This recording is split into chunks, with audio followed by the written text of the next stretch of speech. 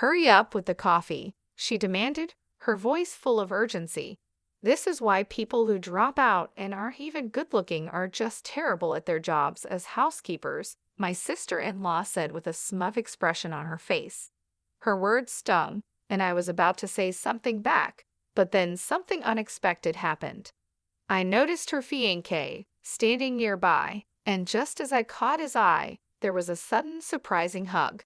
It was so out of the blue that I didn't quite understand what was going on. But somehow, that hug changed everything. It felt like the roles between me and my sister-in-law were reversed in an instant. Let me introduce myself. My name is Lauren, and I'm 37 years old. One of my favorite things to do is fall asleep while watching videos of my child's dance recital. My child is the best, an absolute angel.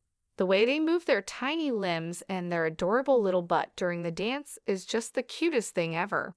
Spoiling my child is something I love doing because, to a parent, their child always seems more special than any other. And now that I'm thinking about it, maybe that's how my sister-in-law, Lily, was brought up too. Let's go back a few years to when I had just become a newlywed. When Jack, my husband, proposed, he mentioned that he wanted us to live with his parents after we got married. I was nervous at the thought, but I agreed.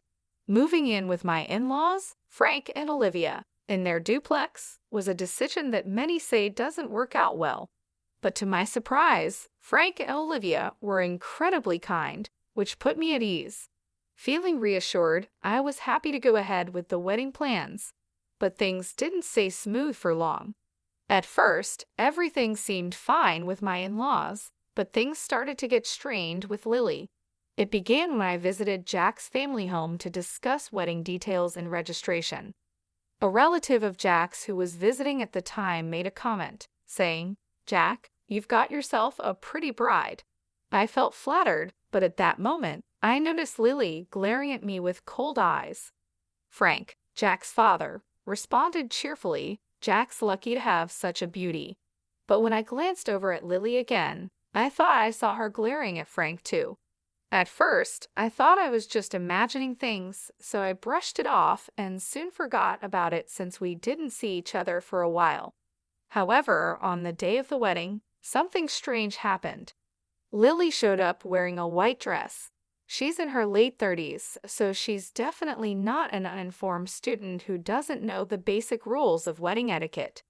She deliberately chose a color that clashed with my wedding dress. Naturally, my in-laws and Jack were shocked and asked, "What were you thinking?" But she simply replied, "This was all I had."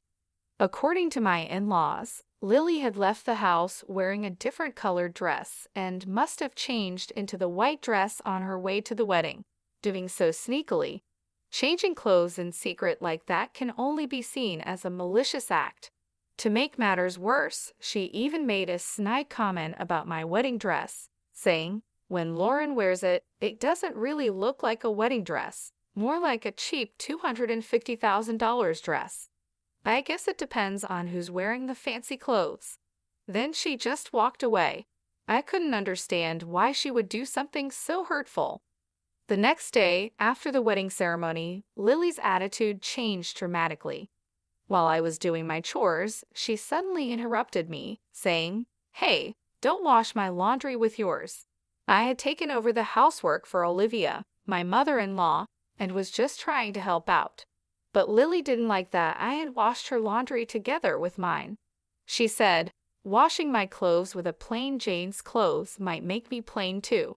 Disgusting. Wash them again." And then she threw her laundry at me before leaving the room.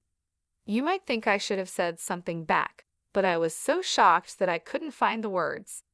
Adults don't talk like that, right? Separating laundry because plainness might spread. It's the kind of thing you'd expect from a teenage girl who's just learning to be independent, not from a grown woman. To avoid any further hassle, I pretended to rewash the clothes, but just put them back in her closet. Olivia even said it was fine and apologized for Lily's behavior. But from that day on, Lily was relentless. It's true that I dropped out of school when I was younger to chase a dream, so my highest level of education is incomplete. But it's never been an issue for me, and I'm not ashamed of it. Being belittled for my education felt trivial to me. Lily, on the other hand, graduated from a national college near her home. It's not a prestigious university, but she acts like she's more elite than me because of it. She even started saying, "I'm an elite, unlike you." But Lily wasn't always like this. I couldn't figure out what had made her so upset, but a few months after the wedding, we had a gathering with relatives.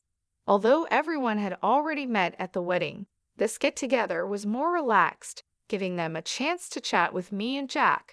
The atmosphere was lively, and soon enough, the conversation turned to our wedding. Jennifer's wedding dress was so cute, one of the relatives exclaimed. "Absolutely, Jack is lucky to have such a beautiful woman. I can't wait to see what their kids will look like," another added, clearly excited about our future together. I don't mean to brag, but I've always felt confident in my looks. Jack might not fit the traditional mold of handsome, but he has a well-balanced face and a charming aura that makes him popular with people. As the relatives chatted, lost in their own conversations and compliments, I noticed Lily bristling with displeasure. She suddenly blurted out, "You all might not know, but I was really popular in my school days." That was when it clicked for me. I understood the root of Lily's anger. Despite the stunned expressions of everyone around, Lily started bragging about how she was constantly admired in school, how men would swarm around her whenever she walked down the street. Honestly, it sounded far-fetched, especially when looking at Lily. To be frank, Lily isn't what you'd call traditionally beautiful. She has small eyes and a large, round nose, making it hard to believe the stories she was telling. Everyone listened with skeptical looks on their faces and soon lost interest, quickly changing the subject. I continued to listen out of pity, but it was hard to stay engaged when you could tell it was all made up. Later, when I went to the kitchen to get some drinks, Lily followed me and suddenly yanked my hair from behind. "What? You think you're better than me?" she hissed. I was taken aback and confused. "What are you talking about?" I asked. "I know you were just humoring me when I said I was popular." "I can tell," she snapped. I was momentarily at a loss for words. I mean, she had started claiming to have had 7 boyfriends at one point. It was obviously a lie. I tried to listen earnestly, but it's hard to stay interested when you know it's all made up. "You think you're so great just because you're called pretty, right? That's just because our country relatives aren't used to seeing women," she sneered, her grip tightening on my hair. "Lily, I'm not feeling great about this," I said, trying to keep calm. But she wasn't done. "Shut up," she shouted, yanking my hair even harder. "In this house, no. In this neighborhood, I'm the cutest. I've been told I'm cute since I was a child. Don't get cocky just because you wear makeup."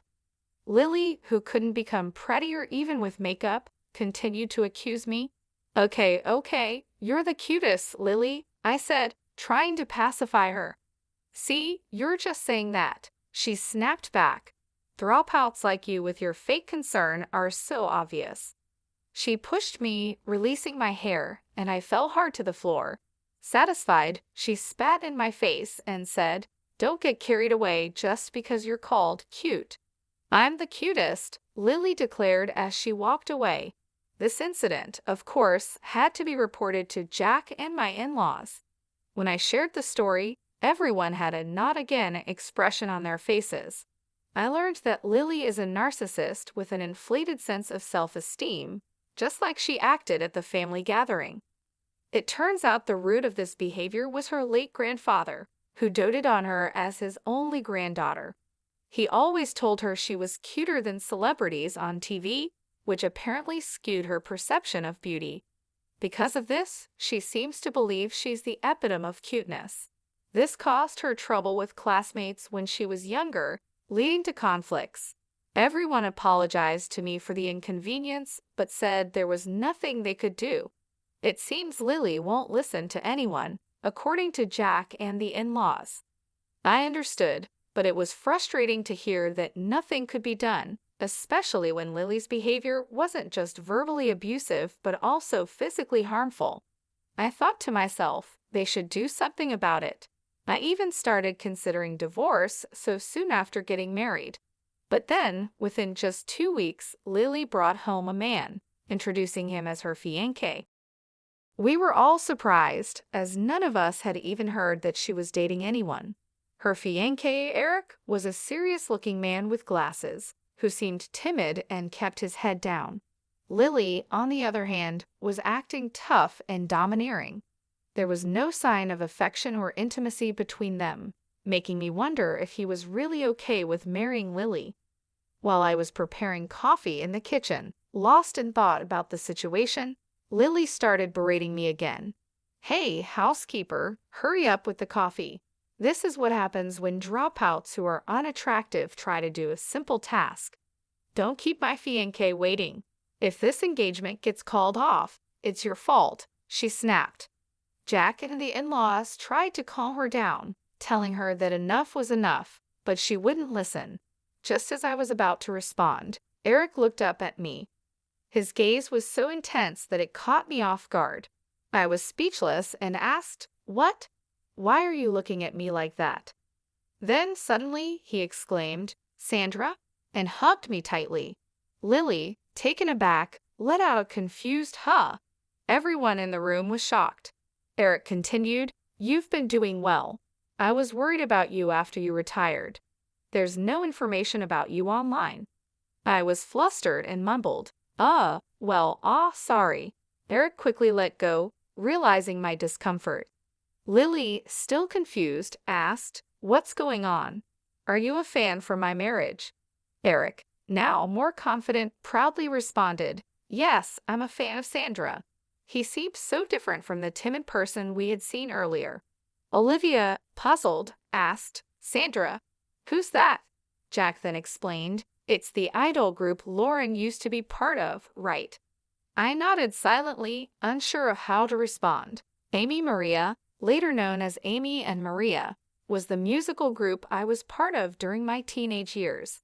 I moved to the city at 17 and performed under the stage name Mime Pugh until I was 20. While Amy Maria wasn't world famous, we had our share of popularity. Unfortunately, the group disbanded because of some members' misconduct, and I left the music industry when I was 21. I had been a lead member and the group's leader, and it was because of this that I dropped out of school. I chose to follow my dream, working part-time jobs to support myself, and I've never regretted that decision. Back when I was a teenager and later decided to marry Jack, I was working at an apparel shop. I had never mentioned my past as a musician to my in-laws or to Lily. The topic just never came up, and I felt it wasn't relevant to my current life. "Wow, you were a musician. That's amazing. Why didn't you tell us?" Olivia exclaimed, thrilled to learn something new about me. "I had some fame, but it wasn't enough to appear on TV," I explained, feeling a bit embarrassed about it. I didn't really think it was worth mentioning. Now, being reminded of that part of my life in front of everyone, I felt a mix of emotions: pride, nostalgia, and a bit of embarrassment. Eric, still glaring at Lily, said, "Lily, you just said some harsh words to Sandra, didn't you?" Lily stumbled over her words, clearly taken aback by the sudden attention. "Oh, well, she muttered, not sure how to respond. Eric didn't let up. "How could you say such things to Sandra? What right do you have to act all high and mighty?" he snapped. "You ugly girl." Suddenly, Eric's anger flared, and he lunged at Lily, leaving everyone in the room stunned. "What? These two are engaged," someone whispered in disbelief. I quickly intervened, trying to calm the situation down. "Eric, calm down. I'm not bothered by it. Don't be so harsh on her," I said, turning to him, but Eric wasn't ready to let it go. "No, Sandra, you're wrong." Eric raised his voice, his frustration clear. "She only approached me because I'm a doctor. She said she would marry anyone if it meant bragging to her sister-in-law." "That's not true, Eric," I said quietly, trying to de-escalate the situation. But Eric wasn't done. A girl who proposes just after 3 weeks of dating means nothing to me, he said, his voice heavy with disappointment. We were all dumbstruck by the unfolding drama. Apparently, Lily had planned to marry a high-status man just to boast to me. She had told people she'd caught a doctor husband because of her education. Before our wedding, Lily had scored her contacts, attending any dinner party and approaching any man with good prospects. Of course, it wasn't easy to find such a perfect match. Initially, she had casually confessed to handsome men or those in high corporate positions, but she faced nothing but failure. A few weeks later, Lily met Eric, a doctor. Not wanting to lose the chance of being with someone who earned a good income, Lily set her sights on Eric. Eric, inexperienced in love, thought to himself, "No one has ever pursued me so passionately." But a week later, he overheard Lily on the phone and realized the harsh truth: she didn't love him. She was just after the status of marrying a doctor. Despite this realization, Eric accepted her proposal, hoping that maybe, over time, Lily might grow to love him. Lily, who was willing to settle for anyone, and Eric, who just wanted to seize the opportunity, seemed oddly suitable for each other. But I kept silent, feeling that no one should marry a girl who looks down on others. Eric was beyond furious, while Lily was visibly frightened by his unexpected anger. Normally mild-mannered, Eric was enraged, which took everyone by surprise. Lily, in a weak voice, muttered, "What's so good about that dropout? That ugly girl? How dare you call Sandra ugly? You're the one who's lacking in class," Eric retorted, his anger intensifying. I decided to step in, my voice calm but firm. "Lily, you keep bringing up my dropout status. Is it really that bad?" I asked, watching as Eric's expression hardened. "Without education, of course it's bad," Lily replied, trying to sound confident, but failing. "So, the owner of your favorite restaurant, who started chef training right after high school, is bad too. And what about your favorite actor, who's also a dropout? Are they bad because they didn't complete their education?" I asked, pressing the point. "That's different, they're in special professions," Lily stammered, trying to defend her argument. "Well, I chose to drop out for a special career too as a musician. Does it only count if I'm successful?" I challenged her, my eyes locking onto hers. "I didn't even know you were a musician," Lily muttered, clearly taken aback. "Yeah, but even if you did know, you would have found another reason to insult me, wouldn't you?" I said, catching Lily off guard. She averted her eyes, unable to meet my gaze. "I don't like to brag about education," I continued, "but since you brought it up, let's talk about it. You might brag about Princeton, but your national colleges. Anyone can get in just by writing their name. And let's not forget, you graduated from the lowest performing high school in the state. Are you just proud of being able to write your name? Isn't that a bit empty?" I said with a smile, watching as Lily's face turned red with embarrassment. "Shut up," Lily snapped, but her voice lacked conviction. "Amazing, Lily, you can write your name. Are you satisfied now? You want to look down on me?" "Go ahead, Lily, you're amazing," I said, mockingly clapping for her. Eric joined in, exclaiming, "Cute. Why did I forget about Sandra for such an ugly girl? Fans are incredible, even now." Even though I didn't see myself as particularly cute, standing beside an adoring Eric, Lily's self-esteem crumbled. She looked devastated, muttering, "This is the worst.